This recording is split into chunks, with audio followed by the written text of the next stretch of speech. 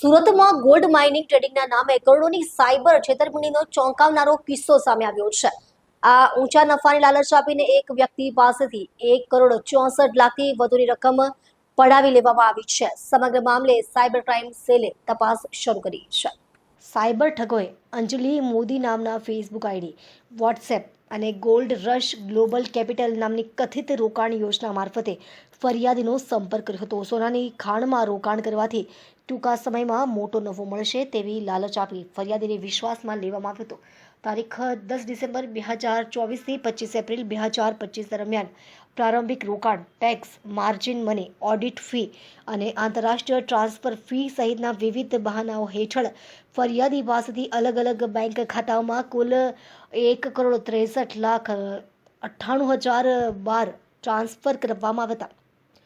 આરોપીઓએ બનાવટી ટ્રેડિંગ એપમાં સતત નફો દર્શાવી ફરિયાદીને વિશ્વાસમાં રાખ્યો હતો અને ટૂંક સમયમાં જ સમગ્ર રકમ પરત મળશે તેવી ખાતરી પણ આપી હતી, પરંતુ કોઈ રકમ પરત મળી ન હતી। છેતરપિંડીનો ભોગ બનવાની જાણ થતાં જ ફરિયાદીએ રાષ્ટ્રીય સાયબર ક્રાઇમ હેલ્પલાઇન પર ફરિયાદ નોંધાવી હતી અને પોલીસ આરોપીઓ સુધી પહોંચી હતી।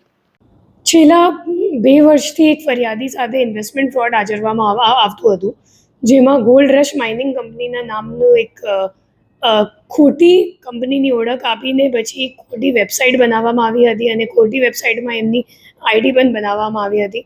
ફરિયાદીનું સંપર્ક એક અંજલિ મોદી નામની છોકરીના મારફતે કરવામાં આવ્યું હતું ફેસબુક દ્વારા, અને ફેસબુકમાં જ્યારે અંજલિ સાથે થોડી બહુ ઓળખાણ થઈ ગઈ ત્યારે અંજલિ એમને વોટ્સએપ પર કોન્ટેક્ટ કર્યો અને એમને એમ કીધું કે હું આ કંપનીમાં ઇન્વેસ્ટ કરું છું અને મને સારું નફો મળે છે દર મહિનાનું, તો એટલે તમે પણ ઇન્વેસ્ટ કરો। અને ફરિયાદી એમના વાતોમાં આવીને પછી 1,63,00,000 જેટલા છેલ્લા 2 વર્ષમાં એમને ઇન્વેસ્ટ કરી નાખ્યું।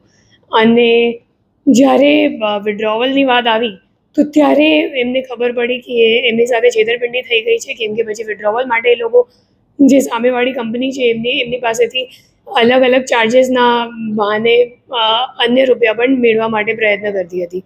ત્યારે એમને 1930 પર તરત જ ફરિયાદ દાખલ કરી સાયબર પોલીસ સ્ટેશનનો સંપર્ક કર્યું અને આપણી ટીમે ટેકનિકલ વર્કઆઉટ કરીને 3 આરોપીઓને દહેરાદૂનથી ઝડપી પાડી છે, ઉત્તરાખંડમાંથી।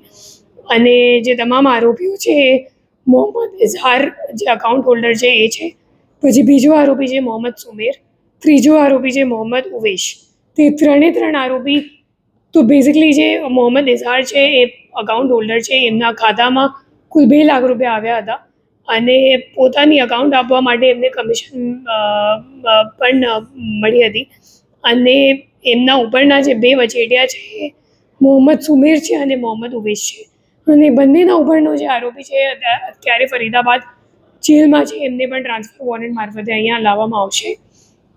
એ 3 આરોપીઓ કમિશન માટે પોતાના બેંક એકાઉન્ટ આપતા હતા। આજે એક ઇન્વેસ્ટમેન્ટ કંપની છે એમની, અને જે ઇન્વેસ્ટમેન્ટ કંપની છે એમની જો સર્વર છે એ સિંગાપોરમાં છે, તો ખરેખર જે મુખ્ય માસ્ટર માઇન્ડ છે એ લોકો ઇન્ડિયાની બહાર બેસીને પછી આરોપીઓને અહીંયા સોશિયલ મીડિયા મારફતે એ લોકો ટ્રેપ કરે છે।